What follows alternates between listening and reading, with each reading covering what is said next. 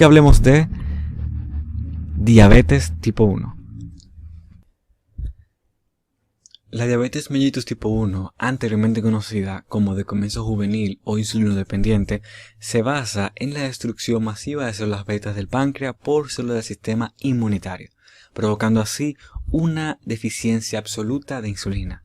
Por lo tanto, consideramos que la diabetes mellitus tipo 1 es una enfermedad inmunológica y que esta a su vez está relacionada con otras enfermedades inmunológicas, como por ejemplo la enfermedad de Graves, la enfermedad de Addison, la miastenia gravis, etc. Aunque entendemos que la diabetes mellitus tipo 1 es una enfermedad inmunológica, hay muchos casos en los que es difícil identificar la relación entre la enfermedad y el sistema inmunitario. Por lo tanto, se ha creado un subtipo que es la diabetes mellitus tipo 1 idiopática, lo que quiere decir que no tenemos ni idea de por qué sucede. Y bueno, hablando un poquito de cómo sucede la enfermedad, que es la fisiopatología, aquí tenemos diferentes protagonistas. Lo primero son las células betas del páncreas, las células del sistema inmunitario que van a provocar la destrucción masiva, que son los linfocitos T, CD4, T, CD8 y linfocitos B. Y también juega un papel importante el ALH, antígeno leucocitario humano, en sus siglas en inglés, HLA. Básicamente, este antígeno leucocitario humano es como si fuera la cédula, el ID o la identificación de las células. Y los linfocitos juegan el papel como de la policía en este caso.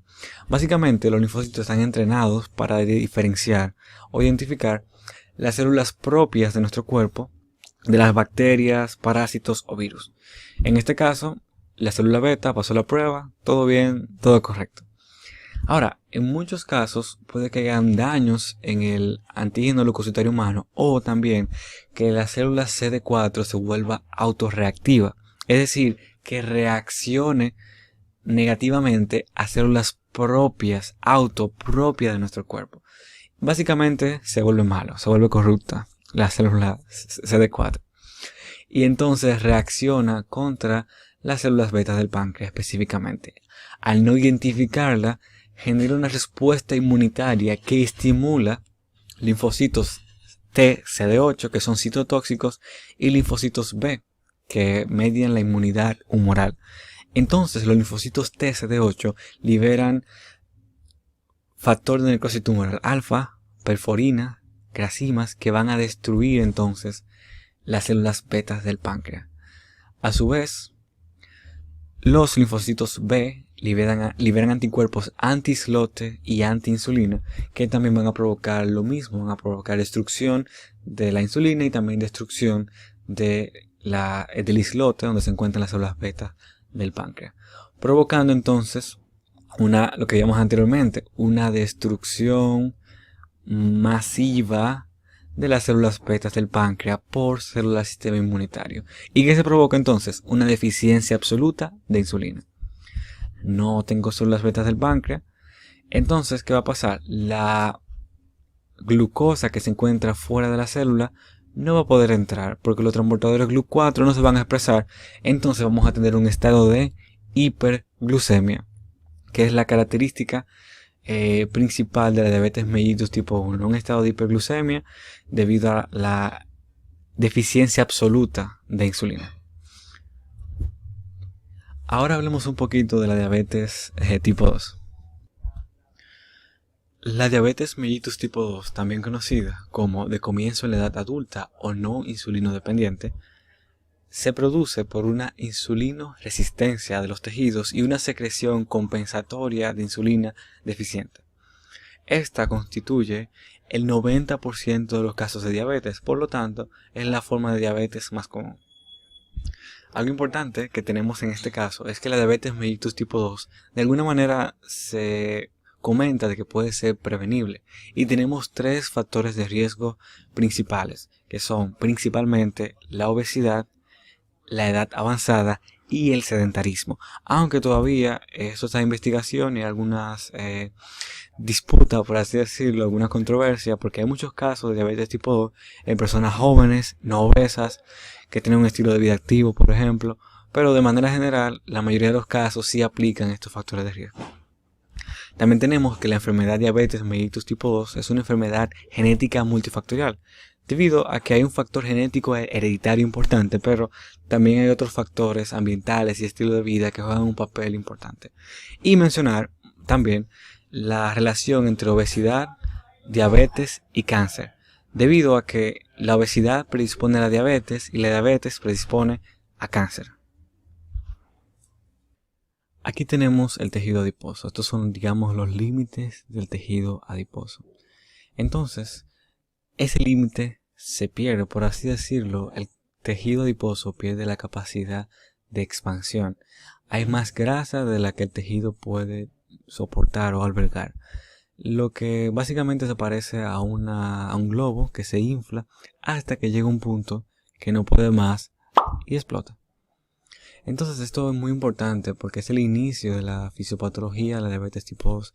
Tenemos un tejido adiposo que ya no tiene capacidad de expansión y eso genera un estado inflamatorio. Este estado inflamatorio genera la liberación de factores del cocito tumoral alfa, interleucina 6 y resistina, que son sustancias que van a provocar que esta insulinoresistencia sea una realidad. Recuerden que este tejido adiposo es un tejido endocrino también, por lo tanto va a poder secretar estas sustancias. Y también esto se une a que aumentan entonces los ácidos grasos libres. Tenemos que si el tejido adiposo ya no se puede expandir, entonces los ácidos grasos no se van a almacenar, sino que van a aumentar y se van a ir a la sangre. Vamos a poner esto por aquí para que podamos explicar un poquito más de la fisiopatología. Entonces, ¿qué va a pasar con esos ácidos grasos libres? Bueno, se van a ir a 3 células principales, que son el miocito, los hepatocitos y las células betas en el islote pancreático. Lo que va a generar entonces un estado de lipotoxicidad. Estas células no están capacitadas para almacenar lípidos. Las únicas células del cuerpo que se caracterizan 100% por almacenar lípidos son las células del tejido adiposo, los adipocitos. Entonces estas células tienen una carga importante de ácidos grasos, lo que va a aumentar un proceso de lipotoxicidad que va a generar daños en el metabolismo de la célula, lo que va a generar eventualmente una resistencia a la insulina. Como hay una alteración del metabolismo de la célula por el aumento de ácidos grasos, va a hacer que la captación de insulina se vea alterada. Entonces tenemos el caso 2 que veíamos al principio. Tenemos insulina porque las células del páncreas inicialmente siguen produciendo insulina, pero la captación se ve afectada porque la translocación de los GLUT4 no se produce. Entonces tenemos que el hígado, entonces, para completar el cuadro, usa este ácido graso para crear glucosa en un proceso que se llama gluconeogénesis, que es la producción de glucosa a través de otras sustancias. Entonces, el islote pancreático, la célula beta, comienza a producir más insulina de manera compensatoria. Y recuerden que la insulina, les decía anteriormente, que lo tengan presente, estimula la lipogénesis, es decir, más glucosa porque hay resistencia a la insulina, más glucosa porque los hepatocitos producen glucosa a partir de ácidos grasos. Entonces eso genera más producción de insulina, que genera más producción de lípidos y que genera entonces más lipotoxicidad. Y básicamente entra como en un estado cíclico tóxico, que es lo que se llama el síndrome metabólico. Entonces eso va a generar con el tiempo daños en las células betas del páncreas y por lo tanto finalmente la producción de insulina va a disminuir. Por lo tanto la secreción compensatoria debido al aumento de glucosa va a ser deficiente. Y entonces eso también va a afectar el hígado, va a generar una esteatosis hepática que puede llegar hasta cirrosis. Y finalmente vamos a llegar a la etapa, ¿no?, que va a comenzar, en la que van a aparecer los signos y síntomas, en la que aparece la hiperglucemia, que se debe a una resistencia a la insulina por lipotoxicidad y también una secreción compensatoria deficiente porque las propias células del páncreas se dañan